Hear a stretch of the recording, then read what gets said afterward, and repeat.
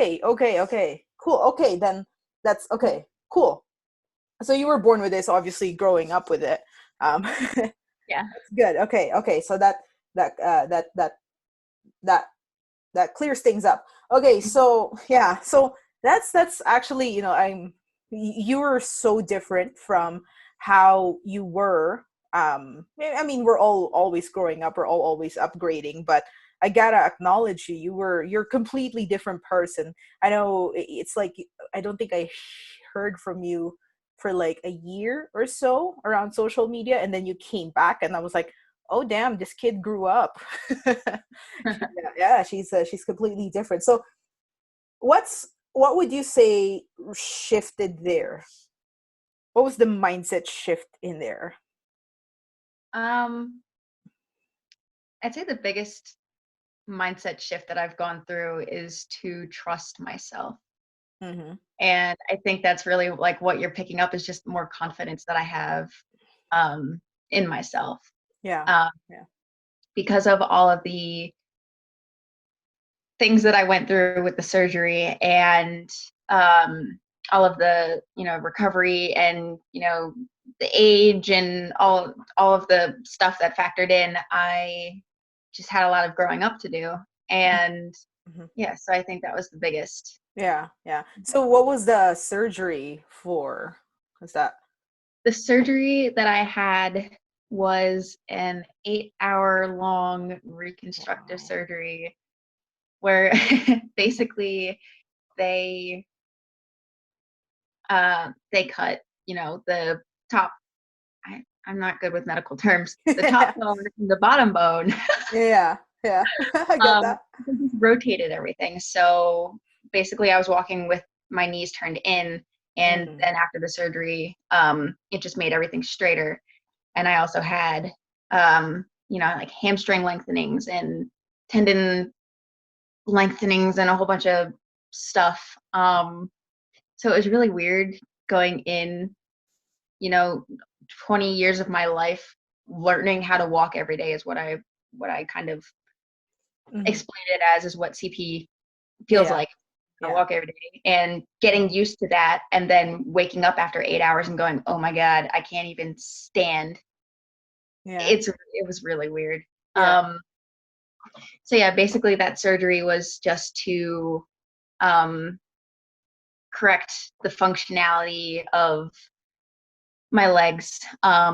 Unfortunately, it doesn't really do anything cognitively. It doesn't really help the brain to leg connection. But Hmm. yeah, as far Yeah. as my actual legs, it. Okay. So what is cerebral palsy in layman's terms? Well, like I said, it's basically it would be like if you had a TV remote and you're pointing it at the TV and you're like volume down and it was like, oh, volume up, okay, sure. Yeah. Basically it just confuses the control between your brain and your body. Hmm. Mm. Yeah. Okay. That's good. Good. Okay. Yeah. No, I was very curious because every time, you have updates. I can now take a step. I just stood up for a few minutes. I'm like, oh my God, that's cool. And then yeah. So you were walking before, and then you had the surgery. So you were probably bound to a wheelchair for a while. Hey. Yeah, Yeah. right after the surgery, I couldn't walk. Yeah. I think it was, I don't know, something like it was definitely a few weeks before I was even able to like work on standing for more than 10 minutes at a time. Hmm. Hmm. Um, it was a lot to go through. And Yeah. during that whole hospital stay, I was kind of not confined, but I depended a lot on the wheelchair. And that was for about 2.5 months. Hmm. Yeah. Well, and I'm just curious now. Mhm. That's that kind of you're walking, and now you're kind of you're just in a chair. You're trying to relearn walking. there would be a certain kind of mindset shift in there, right? Like I know if that happened to me, I'd be like, damn it, I'd be like, damn it all the time. So what would you say was something you wish you knew, as far as mindset goes? Because like I said, as you heal, I see that you are becoming stronger as well, physically and mentally.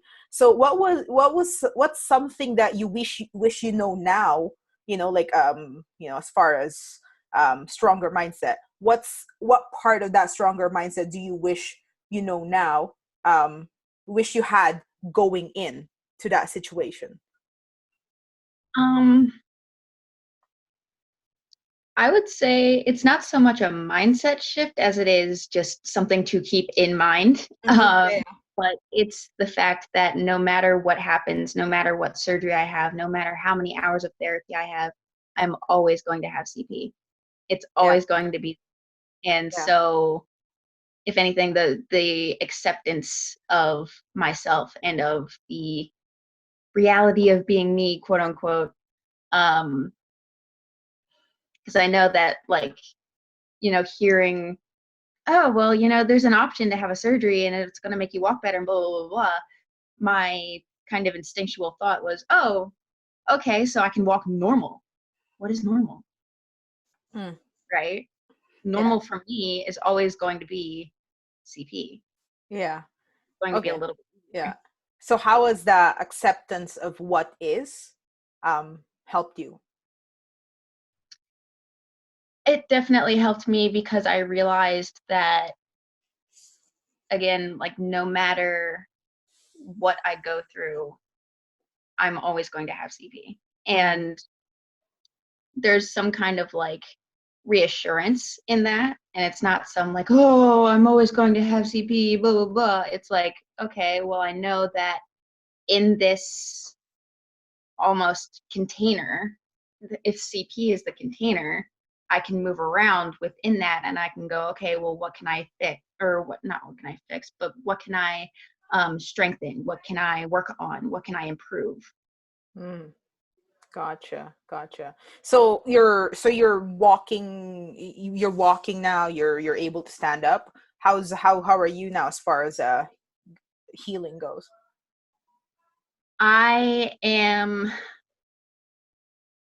basically, in terms of, or in relation to where I was before the surgery, I am back to that place. I can walk without crutches. I can go on hikes. I can do all kinds of stuff. I'm still working on flexibility and being a little bit more agile because I'm still pretty stiff.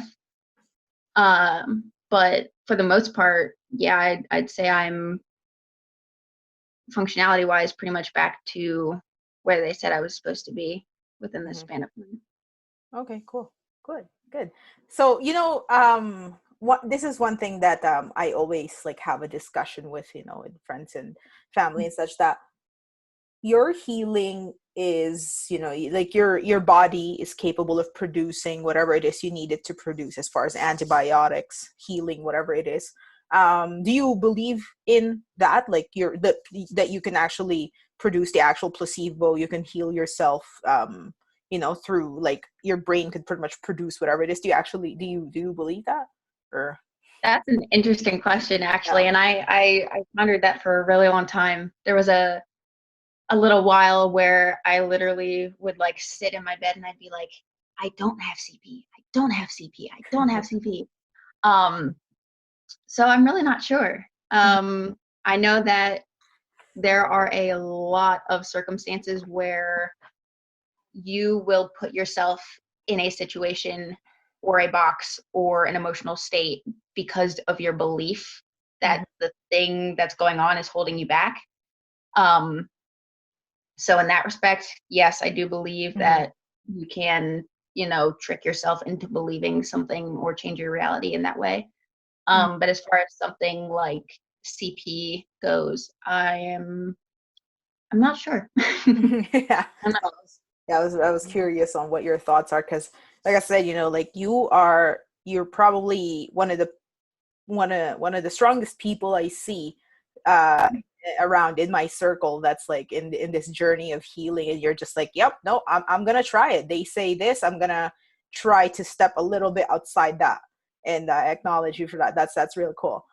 Thank you. So now another thing that I see that you're working on is you're always asking, it's like you're always asking about purpose, you know, not just for yourself and all that good stuff. So that takes a lot of you know, vulnerability, as far as like, you know, there are certain things that you admit, there are certain things that you say that some people would like try to hold close because they're scared that they'll look weak, or they're scared of what other people will say. And you know, for our listeners, those that are listening on the podcast, and those, or some that are watching on YouTube, you can check out Julie's social media, and you'll see, as soon as you land on her page, you'll see exactly what I'm talking about. So, you know, at such a young age, what was the realization for you that, okay, it's fine to say I'm not okay, it's fine to say that I'm feeling down today? Because you know, personally, it took me up until I was in my late 20s before I actually got that, you know. So how were you able to tackle that at such a young age? I just got sick of it. Yeah. I got Yeah. sick of acting Yeah. like I was Okay. okay. Yeah. And especially, you know, being in business and being online and having so many people already like circulating and talking to me and having all of these things going on in my personal life, it was like, there's no excuse for me to hide my stuff. Like, Yeah. the only reason that I might hide me personally, that I might hide my stuff, is because I don't want other people to see it, or to think that I'm weak, or to think, you know, all of these things. But that's my problem. That Mm-hmm. says nothing about anyone else. Mm-hmm. And so when I realized, like, I'm an emotional person and I love it. Yeah. um, you know, again, with the business thing, I have a business. I want to be vulnerable. I want to open up, and I want to, you know, let people in. Mm-hmm. I had to be open. I had to accept that people need to see what I'm going through, and people need to Yeah. see that I'm a real person. I Yeah. don't want to be fake. Yeah. Yeah. You're still, I think the last time we spoke, you were doing accountability coaching. Is that Yeah, correct? Yeah. Are you still in that journey, or? definitely still in the business journey. It's, Yeah. again, changed a Of couple of course. times. Of course. Yeah. But yeah, now I'm kind of leaning more into like the emotional side of things, which is ironic, right? The more time I spent, you know, being that person that's like, here's my stuff, here's how I'm feeling, the more I was like, well, how many other business people are going through this and they're hiding it and they want to let it out? Mm-hmm. So that's why I'm here. Yeah. Oh, yeah. No, that is definitely real. Like I said, you know, when I first started on this entrepreneurial journey, it does become lonely, because you know, like it's like you're a triangle in a field of all circles. Yeah. Yeah. Yeah. And as soon as you're able to admit to certain things that, okay, I'm really lonely right now, or I'm not okay, this business is harder than I thought it would be, or oh damn, that went belly up. You know, the sooner, the freer you will be, the easier things will be. And so this is kind of a general question, but what is your purpose right now? Ooh, What's that number one thing? that's an interesting question, because I just was getting feedback from, you know, social media and from my community on what theirs were and how Mm-hmm. they found Yeah, actually, out that's what where it this was. question is coming from. That post where Um, this question is coming from. I'm always curious, because, you know, you have those people where they're like, oh, well, God told me, or you have those people who like, oh, I woke up one day and I just knew, or you have the people who they're like, oh, I've seen this reoccurring pattern since the day I was born, and so I just knew that, you know, that had to be it. And for me, I would probably say it was that last option, where it was just kind of like, oh, I keep seeing this reoccurring thing that I've been learning about and going through and being really excited about, and it's got to be my purpose, right? And so for me, that is, again, the going deep and being raw and being real and leading other people Mm-hmm. through that. Mm-hmm. I don't know. I feel like when it comes to purpose, you are almost allowed to choose that, or you are almost allowed to, if you believe in some kind of, God or religion or anything like that, you are allowed to kind of co-pilot that. Mm-hmm. So I don't know. I saw the moments where I could go, okay, well, my purpose might be songwriting, or my purpose might be, to be a coach, or my purpose might be to have a business, but it kept changing all the time. And Mm-hmm. what stuck, excuse me, was the fact that I was getting emotional. Yeah. The fact that I was just, I don't know, Mm-hmm. facing the pain, facing whatever would come up. Yeah. So, yeah, so we were talking about, like as soon as you admit certain things to yourself, then it doesn't even matter if you look strong or weak, or because it's irrelevant. So, Mhm. how? Okay, let me rephrase this. Could you describe for our friends here that are with us, listening or watching, the freedom? Because that's what I always say. As soon as you start admitting things, they lose their power over you, and you get freedom. So, could you describe the freedom that you got? What comes to mind when I hear that question is all of the times where I held myself back because I was like, oh, nobody wants to hear this, or, nobody, like, I need to go through this on my own to blah, blah, blah, blah, blah. And it's the only way. And I put myself in this box, and the freedom that I got once I was like, actually, I really enjoy talking to people. I really enjoy empathy from other people. I really enjoy putting my stuff out there and having it be there and not feeling sorry for it. That was the freedom. And like, why would you not want that? Mm-hmm. Yeah, absolutely. Yeah, absolutely. So, out of all this, aside from acceptance, aside from, your journey with cerebral palsy, actually, before I ask you this question, how did you deal with your disability growing up? How was it? Like, there, certain challenges, and yeah, it, The way that I grew up talking about it was, I can do 99% of the things that other people can do. And if I can't, I'll find my own way.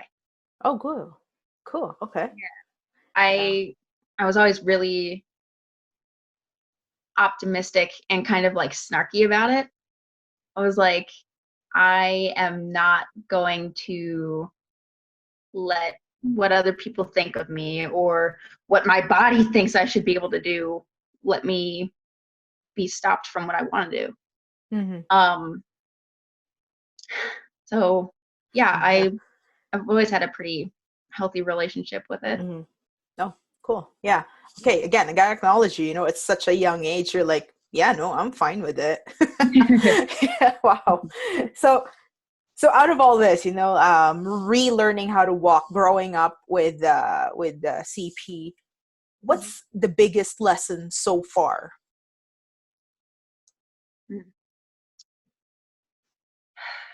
Biggest lesson so far, besides be emotional. Yeah. um, I would say, I mean, to put it eloquently, lean into the pain. Mm-hmm.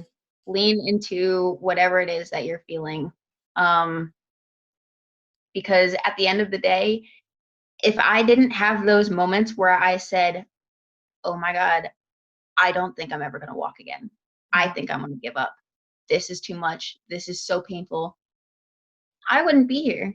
Like, I would not be in the spot that I am. I would not be walking if I didn't let myself feel all the feels around what was coming up for me in those moments. Mm-hmm. Mm-hmm. So this is a question that I ask often.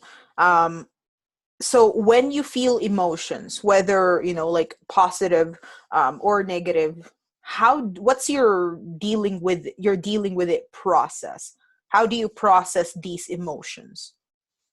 Ooh, that's a good question. I love that. I talk about this a lot. I have kind of, over the span of I'm gonna say it's been about like 6 months-ish, I've been like really trying to realize what that process is. And it's usually something like I will physically, feel whatever it is. It's fear, it's grief, it's pain, it's anger, it's whatever. And then my internal dialogue will kick in, and whether that's like, oh, what's going on, or what do we need to feel right now, or this is scary. I choose to allow myself to have whatever thoughts want to come up, kind of like a meditation almost. Mm-hmm. And then within that, I feel like because I allow what's going on in my head to be there, I'll also allow my body to just like relax into that. So what you'll see a lot of people do is, at least on social media and in the kind of people that I am related to, we talk a lot about emotional release with movement. So obviously that's like dancing or yoga or like stomping around or throwing a tantrum in a safe space. Mm-hmm. Movement is a really, really crucial part of getting through whatever you're feeling. But it doesn't have to be that way also. I feel like the emotional processing of each person is different. Mm-hmm. And that's kind of my sauce, quote unquote, if you will. I work with people and I'm like, okay, well, like, what are you experiencing? What have you tried before? What's not working? And what can we try now? I feel like I'm rambling. No, it's But all yeah, good. Yeah. Yeah. it's yeah. Yeah. No, that's you weren't rambling. You were actually really bearing it out. It's nice. Wow. Okay. Well, I pretty I much got lost. yeah, no, I pretty much asked what we wanted. That you were short and sweet. You're like, yeah, this is it. Like, okay, I love it. Yeah, no, we pretty much covered everything here. So before we leave, as far as emotions go, leave us a quick parting piece of guidance. Emotions is such a big thing. We ignore it, we push it down, we judge it whether it's right or wrong. We be having this, we shouldn't be having this, that kind of stuff. So give us a little bit of a general parting piece of guidance. What? Nothing you feel is bad.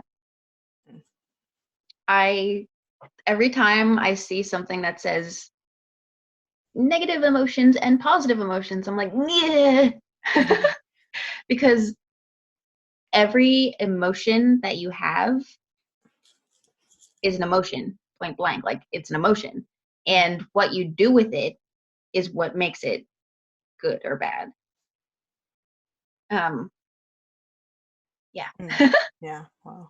Okay. So one more before we go. One more. So what's something you wish more people asked you? A question that you wish more people asked when it comes to, just, yeah. Let me think about this.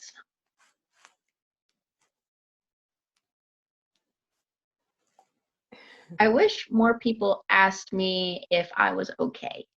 Mm-hmm. And that's like there's a part of me that's like, don't say that. That sounds needy, or don't say that. That sounds the. But I don't even mean that as in like, I'm not okay and I wish people would ask me if I'm okay. I mean, like, we're so worried about what's going on with us that we forget about other people. And so, especially being an emotional person, I love when I can see that I am supported by other people. Yeah. Wow. That's amazing. Well, Julie, thank you so much for, your time. Appreciate it. You've shared a lot of value when it comes to healing, giving us light when it comes to emotions. And I gotta acknowledge you for being the stand that you are for people, helping them process things that we are feeling. Because whether we admit it or not, our emotions have a lot of impact in our lives, in our daily lives, every single moment. And so I want to acknowledge you for the stand that you are for humans to understand their emotions more. Thank you so much. And thank you for having me. I really appreciate it. Yeah, thank you.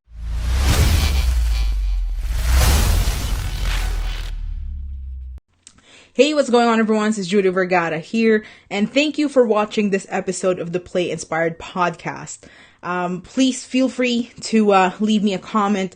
Let me know what your biggest takeaway is. Please like, share, and comment. Share this video with someone you think it could help. We would absolutely appreciate that. And if you would like to support us on Patreon, that would be amazing. Please check out the link below this video, and we'll see you on the inside.